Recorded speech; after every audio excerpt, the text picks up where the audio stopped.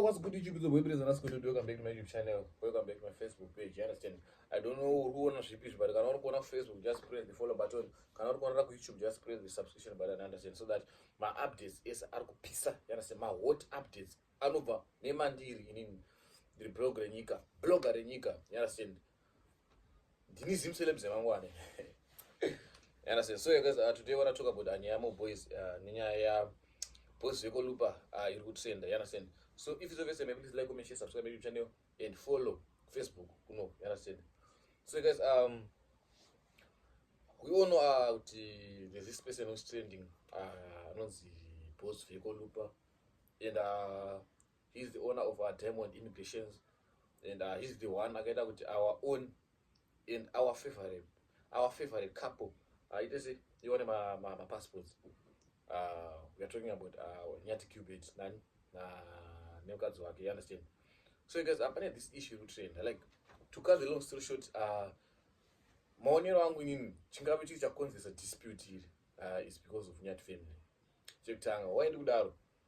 As you all know, at first, Moreboys Munetsi is the one who was working with Nyati. And then boss Vecco akabva, and then he started to work with Nyati again. But boss Vecco kushanda kwakaita neNyati kwakazonyanya kuita kapanchi because zvakaita zvachinja life yavo pavakaenda kuZimbabwe, the gospel men brand deals, vabva wana madeals rembarara deal nokuvakwa kuimba ndobarabara nakonfirmwa, and then vabva kusvika passports avo, and then they are flying around the world, you understand? So like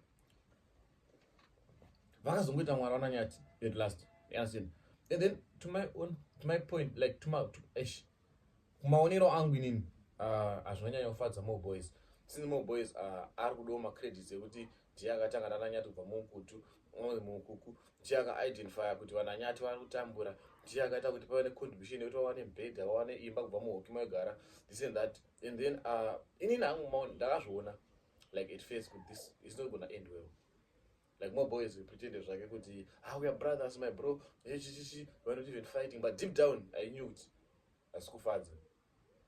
Deep down ndatoziva kuti it's not gonna end well, you understand?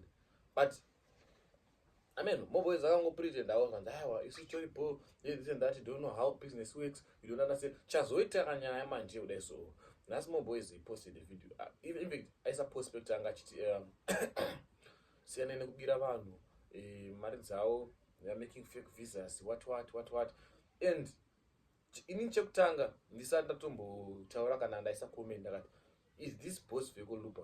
Please balance me, because ndatoona ndego this post is directed to Vecco Luppa. If this post was not directed to Vecco Luppa, Moreboys was supposed to write achiti there are people, companies vari kubira vanhu mari dzavo nemavisas, vachinyepa vachivapa mafake visas. But why is it you people, you should go and work like with the registered companies akaita sana Diamond Immigrations to clear the air kuti anyatsoratidza kuti he's not beating around the bush, haasi kutaura boss Vecco Luppa, you understand?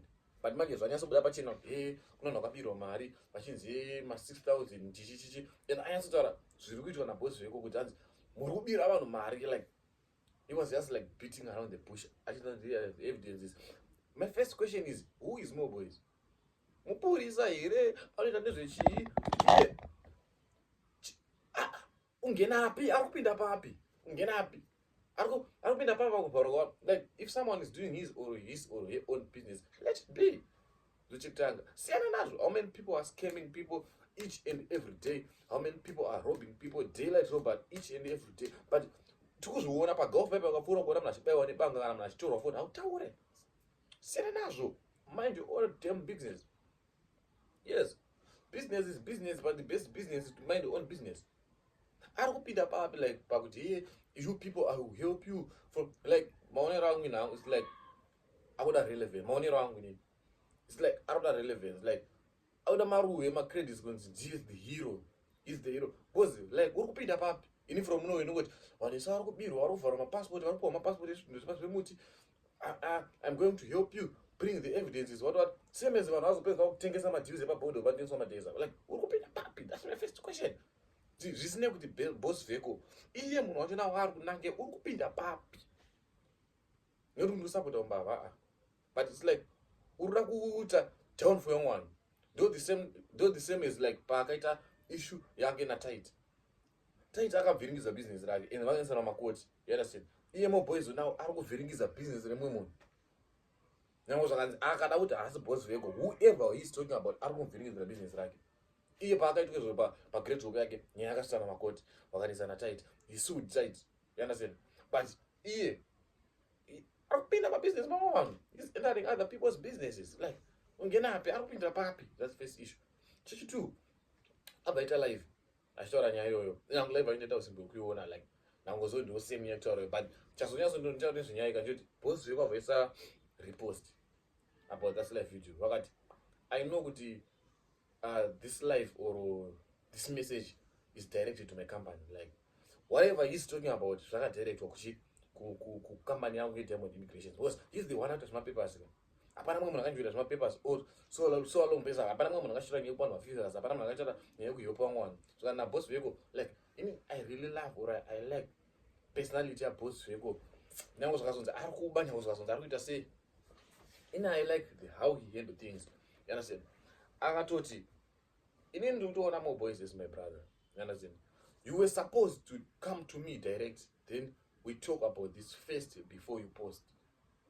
Wadi wambouya tambotaura tamboti naye mukoma wangu wati amfana wangu ichokwadi chandobvunzwa unozokuvhara vanhu papers urosvamisa sei. That was a very wise move. That was a very nice move. Zvekuti dai anga ada kuzoda kuexpose boss Vecco, you were supposed to play nice. You understand? Orova indirect ka otanga approach boss Vecco unokonzera kandoyeseka then obva itonge paita ka disnongoro obva wabva post uzoti hapana unatatsamwa paita tatadza kutaura chichichi hapana pane mangwana unotasa kupi pachibuda pasina evidence yekuti pane munhu akavharwa. Boss Vecco abva post akati okay kana zvikunzi ini ndikuvhara mapapers ngapauye anyone ane mareceipts ane mapapers pana vanhu angada kufonjera zvimapepa hanzi aniwe tafadzwa aniwe like it looks like malies ega boss Vecco akati inini handamari inopinda mukambani mangu isina kunyorwa kunzi iri kupinda muDiamond Immigration. You understand? Tazvanzi kana pane akuti akavharwa naboss Vecco we have evidence, post the receipts, take me tione. You understand? And pachashaya munhu achaenda ipapo because apane pasina akavharwa. You understand? So yeah, Mr. Moboys was very wrong to do this. I don't want to lie. That was very wrong. That was very, very wrong, Mr. Moboys. Was he like business? Ari kupinda papi? That's my main question. Ari kupinda papi Moboys Munetsi? Chikunya kumurwadza chi?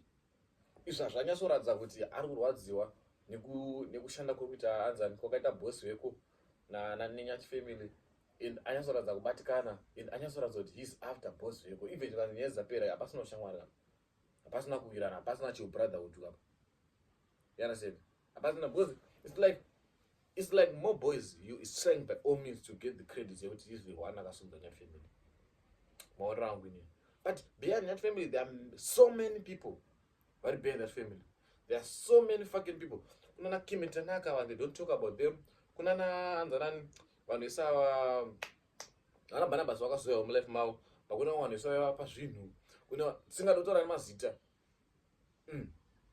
There are so many people behind vananyati kusumuka kwavakaita. You understand? But it seems like Moboys is trying by all means to get the credits or get the flowers kuti ndiye akacontribute kuti vananyati azobva mukuku ndiye akadai. So Moboys kutozoidentify kwakaita vananyati vakatopisa.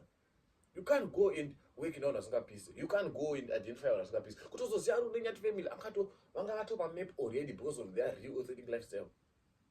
Akatozoenda unoshanda navo atoziva kuti kune inonzi nyati family iri kupisa.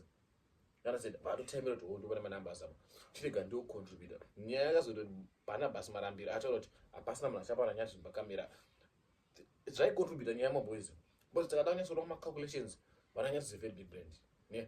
Right? Takadaura macalculations yekuti how much do you pay for advert kuti vananyati vakuitira pamwe maybe about 500 years or over.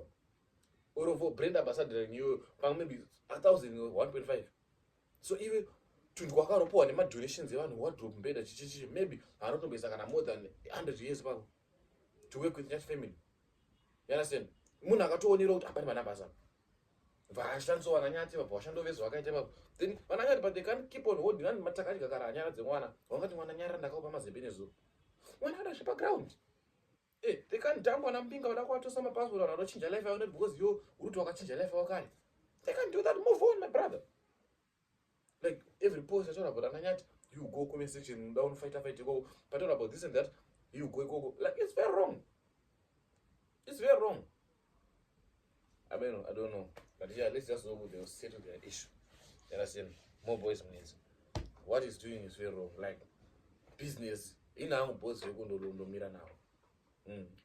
Boss we go, it's cool, and that's why I know that akanyarara tauri nemunhu Mpinga yakazvinyarara. Like Mpinga, they don't have to lamba vana mabridge kune Mpinga ziri kuita noise but dzakatadza kutosana nyana mapassport out. They kept on promising chakutoresai, they kept on doing my promises. Like it's like zvikuratidza kuti akarwadziwa here kuti hasi akazochinjwa nalife yananyati, hasi akazoendesa nanyati kuZimbabwe here, or hasi akaitwa manager nanchanzwise zvakuti where is this problem.